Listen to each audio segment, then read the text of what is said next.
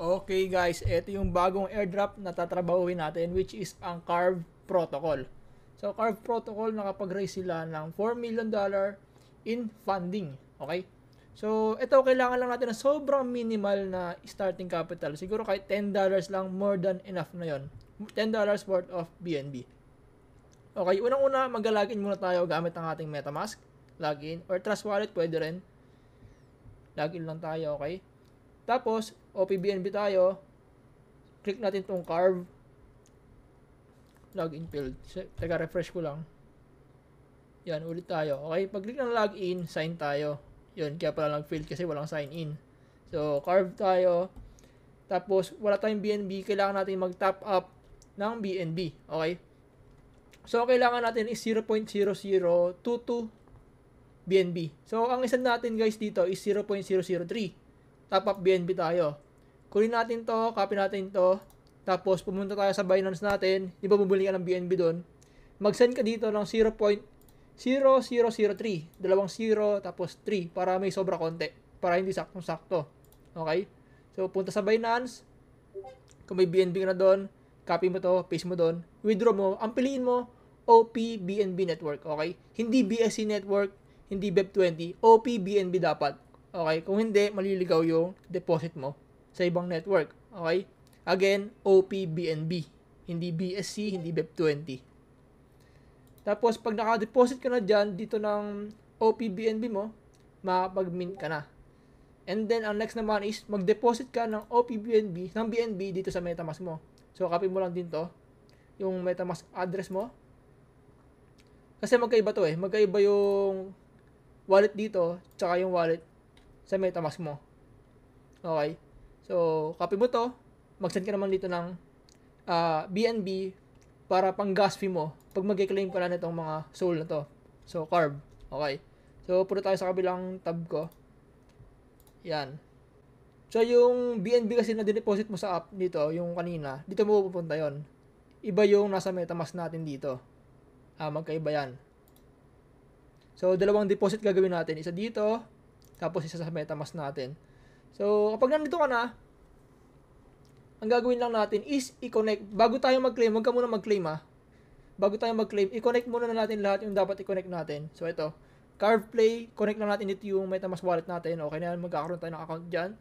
Yung Steam mo, kung meron kang Steam account, kung naglalaro ka ng Dota or CSGO, connect mo dyan. Mas matagal yung Steam account mo, mas malaki yung makukuha mo per day na soul. So, MetaMask mo, X or Twitter, tapos Discord, connect mo lang. And then Google, Facebook, and email. Yan, hindi ko pa ito nakakonect, mamaya connect ko. So, kukonect mo lang yan.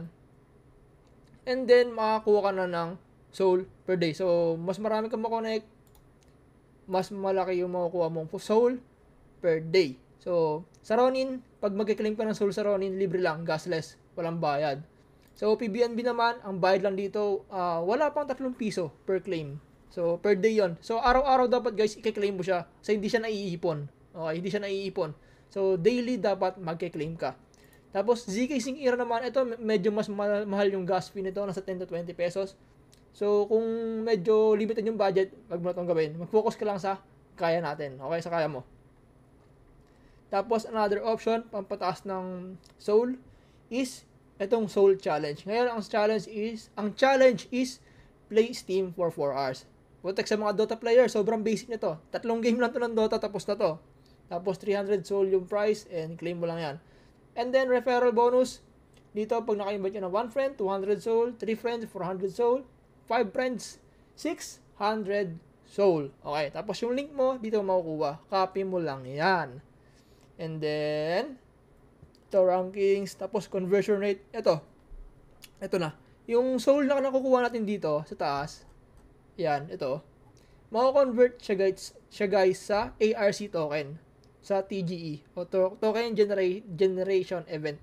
Coming soon yan. So, ito yung perfect time para i-farm natin tong airdrop na to. Okay? Tapos, quick onboarding.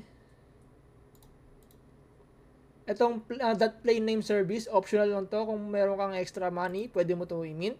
So, baka may bonus points. So, sa akin, Ito yung price, 0.078 BNB yung price pag minin ko tong sa akin. So, kulang na yung balance ko. Mamaya mag-deposit ako. So, how to transfer OPBNB. And then dito makikita natin yung mga guidelines. Kung paano mag-deposit, paano mag-mint. And then sa baba, pinakababa is yung .play name service, yung price niya, yung length. So, mas maikli yung name mo, mas mahal yung bayad. In US dollars po ito ah. Sa 4-digit na pangalan, 250. Sa 5-digit, 100. Ito yung sa akin, shunxc.play. So, $100 yun. Optional lang naman yan. Hindi mo na kailangan gawin kung limited lang naman yung budget. Focus lang tayo sa kung ano yung kaya natin, which is itong Ronin, tapos OPBNB, mura lang. $10 mo, kasyang-kasya na yon para i-form mo tong airdrop na to. So yun lang guys, again, mag-deposit ka ng OPBNB dito, sa address mo dito, 0.003 para ma-mint mo yung ID, yung Carve ID. Tapos dito sa MetaMask mo, OPBNB network din para pag-claim mo nitong mga Carve na to para ipambayad ka sa gas fee. Okay? Yung ZK Sync, optional na lang yan. Ikaw na bahala kung gusto mong gawin. Tapos, kung wala ka pang OPBNB sa network, punta ka lang dito sa chainlist.org. Tapos, search mo rito, OPBNB. Tapos, connect wallet mo lang, and then, add wallet. Add to wallet. Yung connect wallet lang. Connecting, approve. OPBNB mainnet. Ganun din yan, press lang. So, ganun lang. Kung wala ka pang OPBNB sa MetaMask mo, punta ka lang sa chainlist.org, add to MetaMask mo lang, and all goods ka na dun. So, yun lang guys, ganun lang kadali i-form itong Carve protocol na airdrop. So, yun lang. Peace out. Bye-bye. God bless.